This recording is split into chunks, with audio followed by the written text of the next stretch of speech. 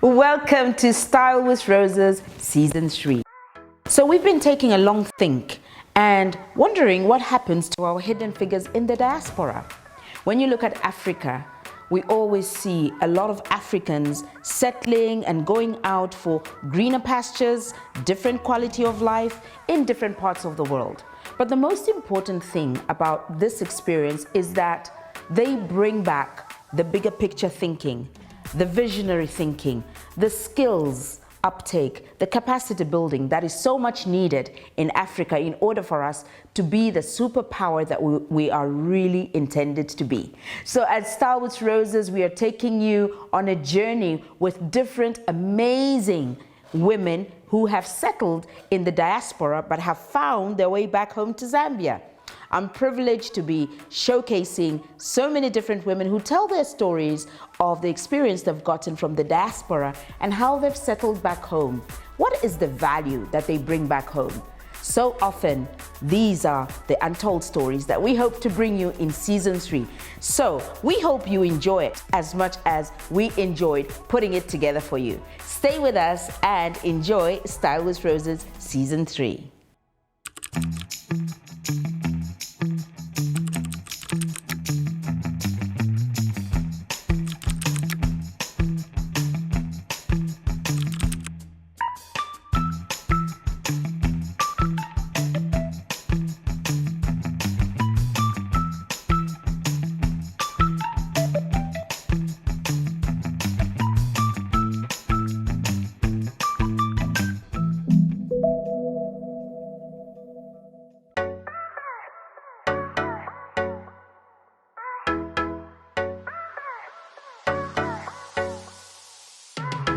I am style like a rose, and this is the path that shows.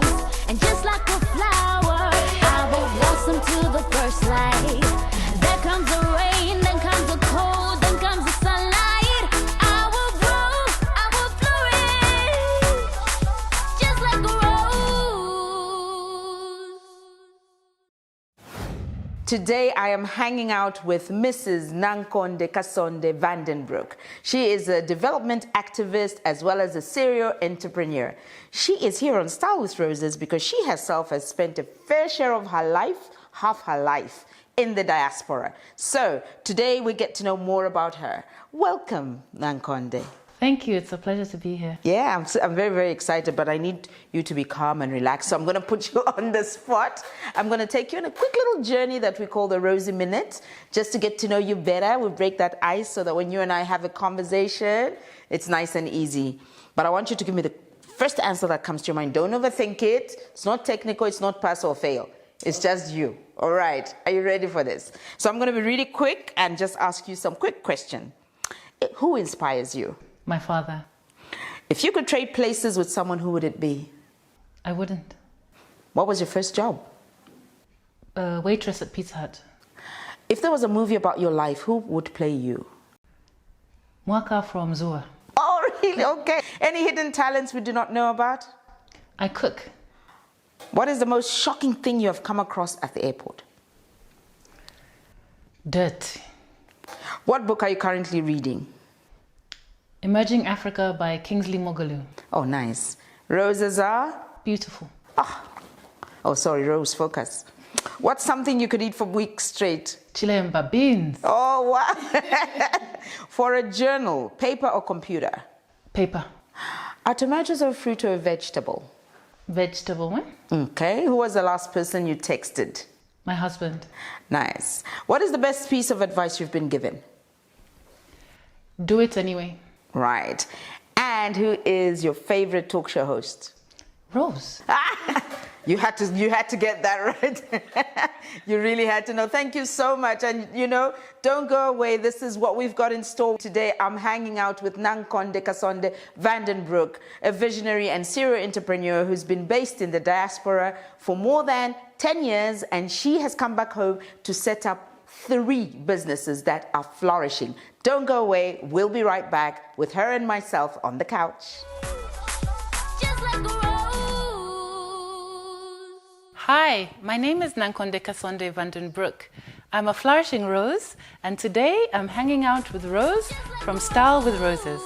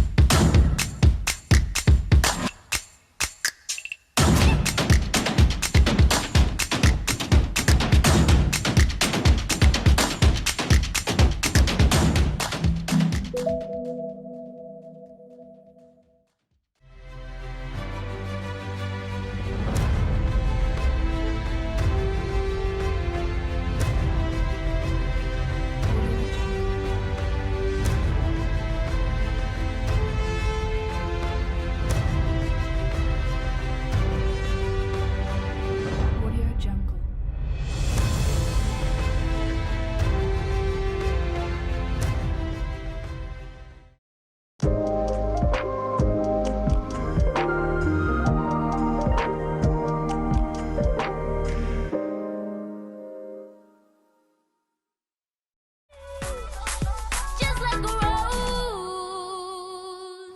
And welcome back. In case you missed the introduction, this is a special series in the diaspora. We are dealing with hidden figures of Zambian women who have been in the diaspora for a while, and they've come back home and they want to share their skills and the big picture thinking. And today is no exception because I have the lovely Mrs. Nankonde Kasonde Vandenbroek. Welcome again, Nankonde. Thank you. Great. So just by way of introduction, you have been in the diaspora for more than 10 years. Why don't you share what that experience was in like a minute? So what were you doing there? I initially went because my father got a job at the World Health Organization in Geneva. So that was the initial reason why I was abroad. But even beyond he retired, I stayed. And I think it was a game changer. It was a different way of seeing what I could do with my life and the opportunities to really be exposed to another level of excellence, you know, the Swiss.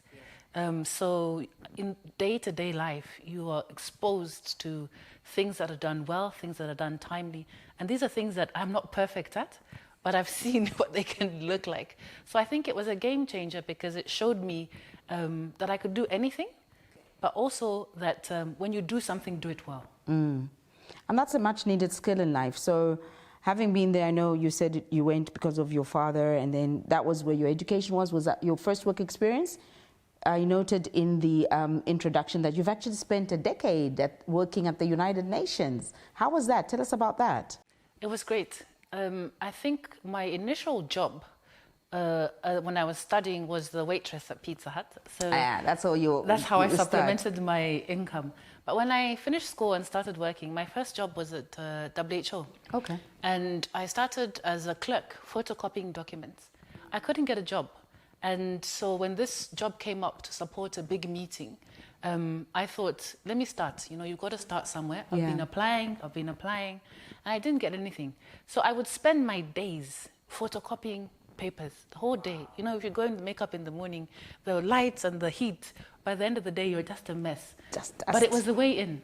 And that was my first job. And from there, I went on to stay 10 years within the system. Okay. I went on to hold positions at the global level. I went to New York, regional level. I speak French, so I was covering 17 countries in West Africa out of Senegal. And then at country level in Malawi as advisor to the resident coordinator, who is the highest office of the UN system in any country. Okay. And I did that because opportunities came and I was ready to take them. I was ready to learn what I needed to do. And so that's how my career just went on going. Right. So I like that you mentioned that you started from the bottom like that. So started from the bottom, now we're here.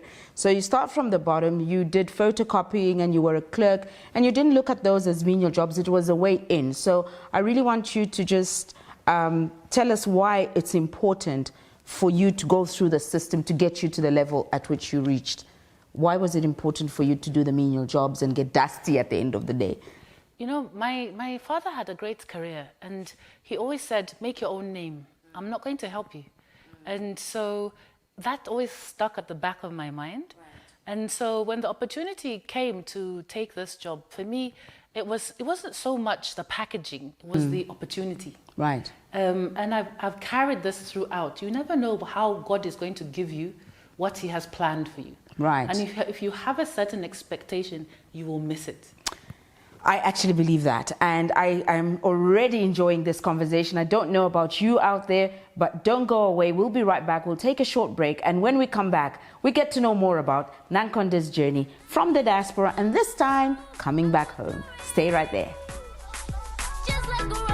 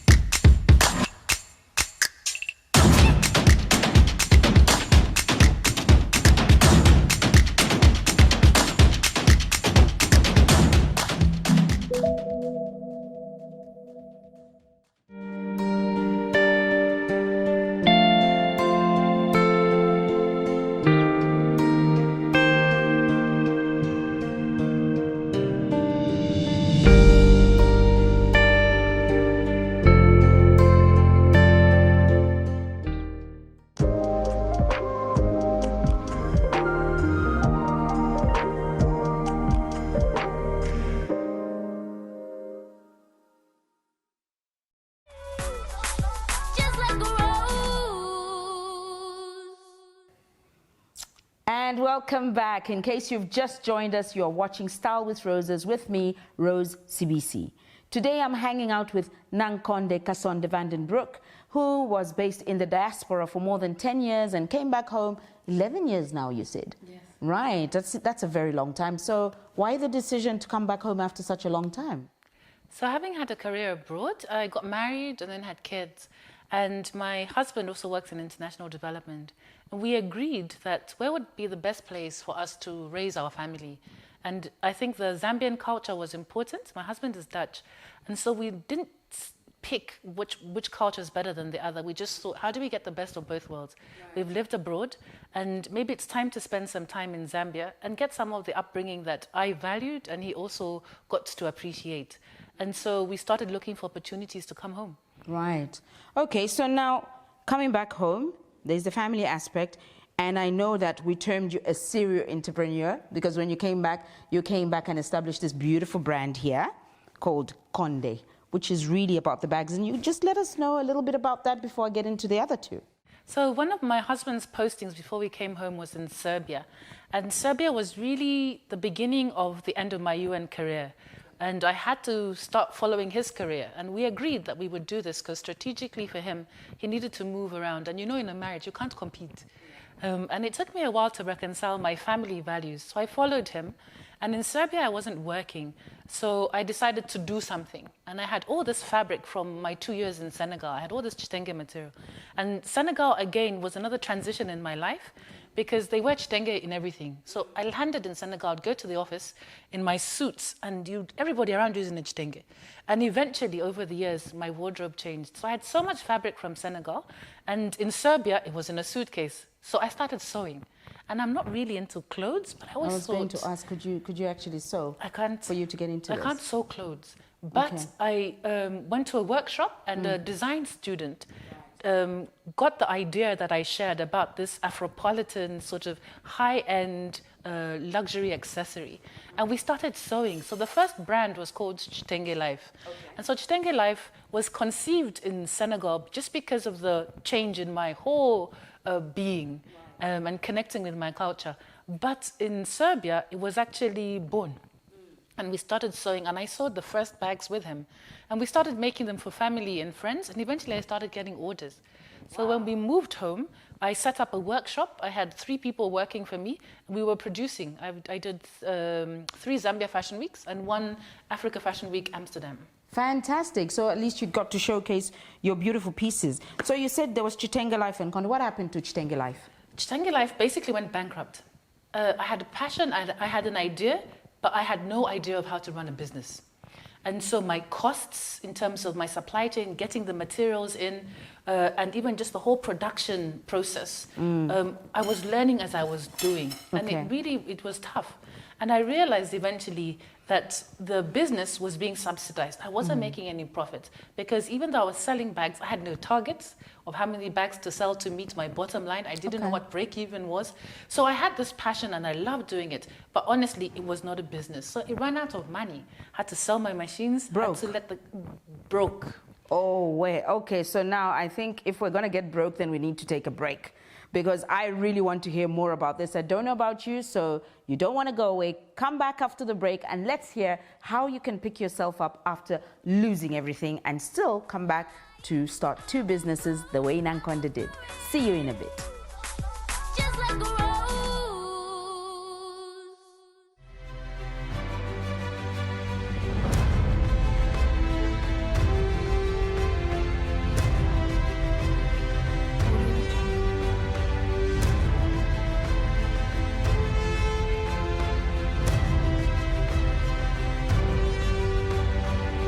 Audio Jungle.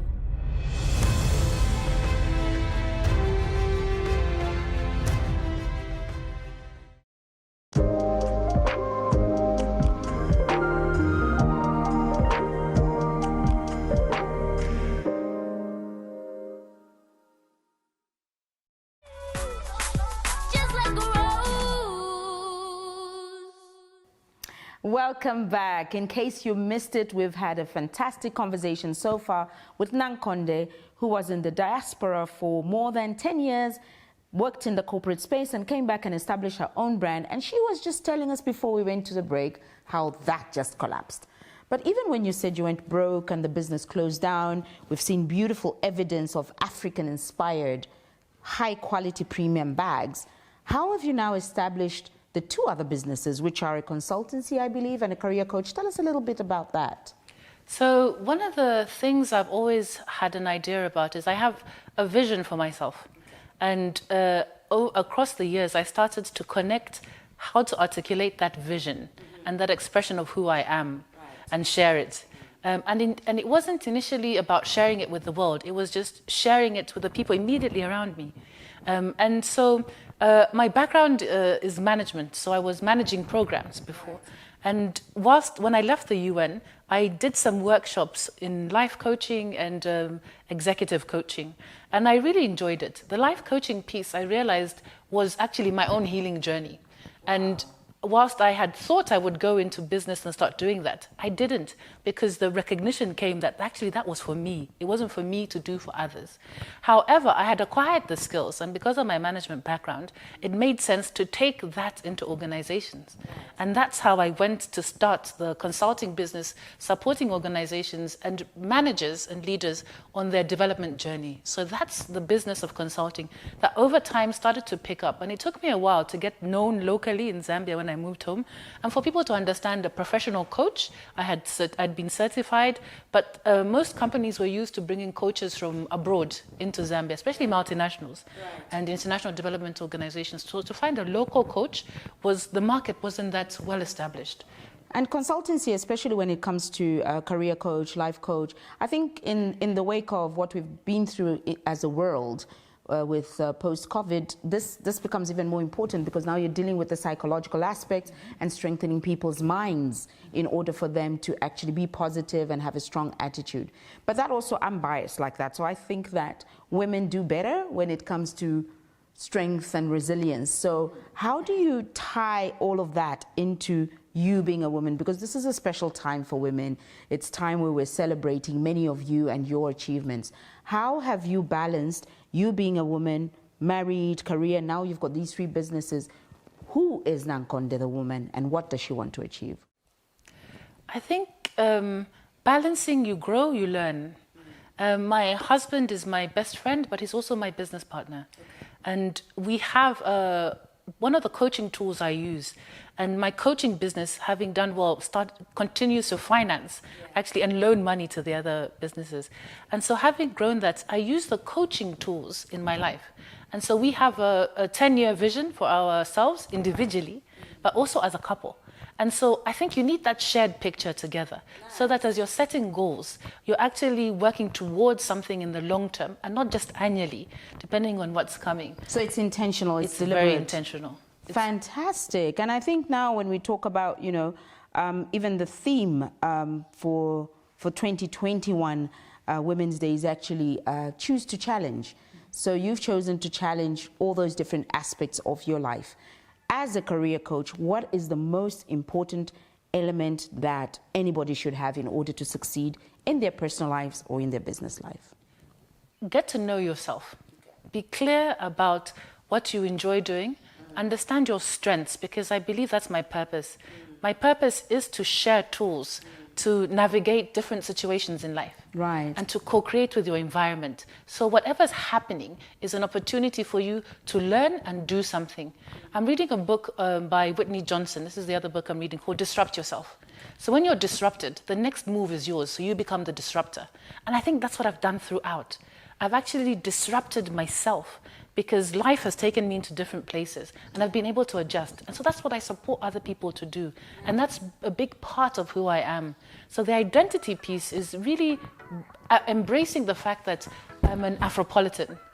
I love my culture, my heritage, my country, but I'm exposed and I've traveled.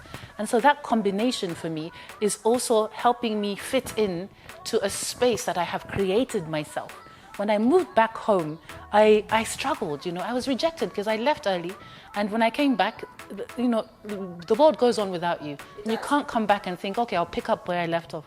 And so I had to re-identify with Zambia. And it was probably one of my hardest duty stations out of all the other countries. But this time coming back with a family, I was then able to understand there's certain parts of my family and certain parts of the industry I was in that are rejecting me. But I will find my way because I have a vision. I've got an idea of where I'm going. And that's important, always very important to know who you are. And that was so passionate and moving. We've just got to take a quick break and I want you to bring out that passion as we pass the rose after the break. Stay with us. Just like a rose.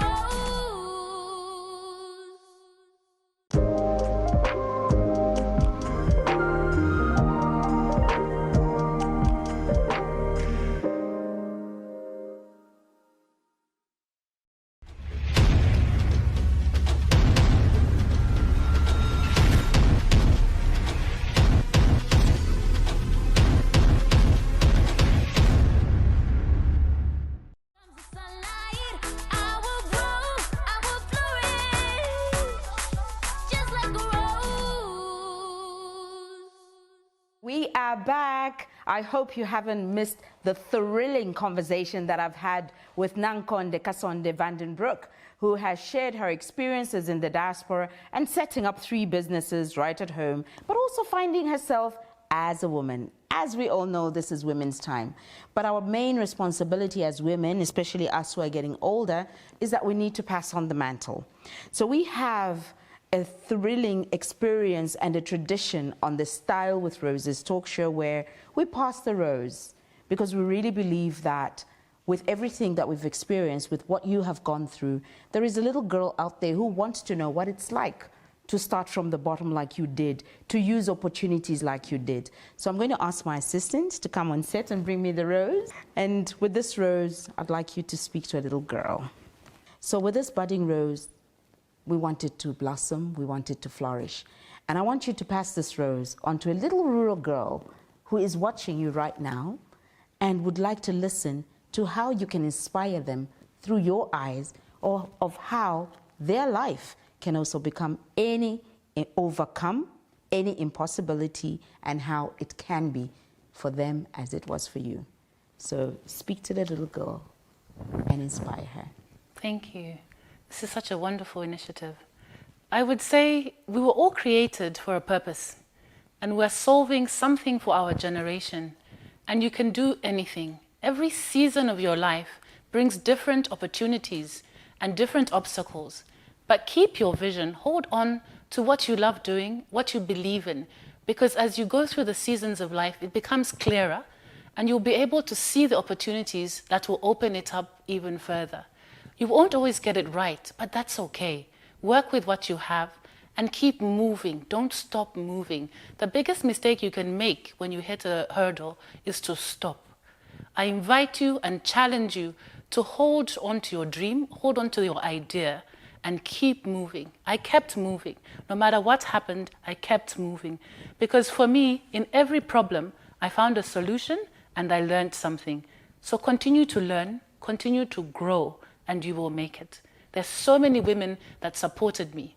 And on my path, I'm so happy to be able to support you. God bless you. Oh, that is so beautiful. And that was Nankonde passing the rose. And this is what it's all about. It's about passing it on because there's so many possibilities that can be for someone's life. I'm proud to say that there are people that support us out there, and Style with Roses Season 3 is one of those that has been proudly sponsored by Stanbic Bank Zambia, allowing us to make sure that the possibilities of it can be really come to life. And this is why we are here today. Nankonde, it has been such an amazing experience having you on set and having you share your life's journey, part of your life's journey with me. But just in closing, you've passed the rose, you've done an amazing journey. What next for this serial entrepreneur? What's happening after COVID and the changes that it has brought? What COVID has taught me is to pivot. And so what's coming next is the only way to scale my businesses is to figure out how to use technology. Right. And for the management consulting, I've developed a digital productivity solution. And I'll be launching it later this year. Right. And for the bags, I'm actually changing the positioning of the brand and going more towards different markets. Originally, I targeted Southern Africa, but now I'm actually looking at going global. But because I've had mentors who have seen what I've been doing and come forward, they have opened up the next opportunity. Nice. So I have my 10-year vision. I have the vision to sell both businesses, scale them and sell them. Nice. And then I'll start the next thing. Fantastic, that sounds awesome. So obviously as a career coach, life coach, and as an entrepreneur, we have to find a way of connecting with you. How do people get in touch with you, and if they want you to support them in their career or life growth? Where are you found? I'm on LinkedIn, I'm on Twitter, and I'm on Instagram, either through Conde Zambia, the brand, or either through my own LinkedIn profile. But you can also get me on Instagram, Conde Zambia again. Right. And Twitter, I have my personal handle, @Nankonde. If you want to call me, you can reach me on 097-827-7361. Fantastic. And we'll get that number for you. Unfortunately, much as we would like to carry on for the rest of the day, we have come to the end of this particular conversation that we've had with Nankonde Kasonde Vandenbroek, who has shared her beautiful experience in the diaspora. Our aim here is to show you that people in the diaspora, especially the hidden figures of women, we go out there to look for a different kind of life, but we have the ability to bring what we know back home. So we would like those skills, the gifts and the passions to be embraced, because the whole objective is to improve our country as well as our continent, because Africa is the next superpower. So from us at Style with Roses, this has been Rose CBC, always reminding you that you should bud, blossom and flourish, because that's what roses do. Until next time, bye-bye for now. Keep on chasing that sunlight. You can flourish if you do try. Blossom, let them see you in your new shine. Shine like gold.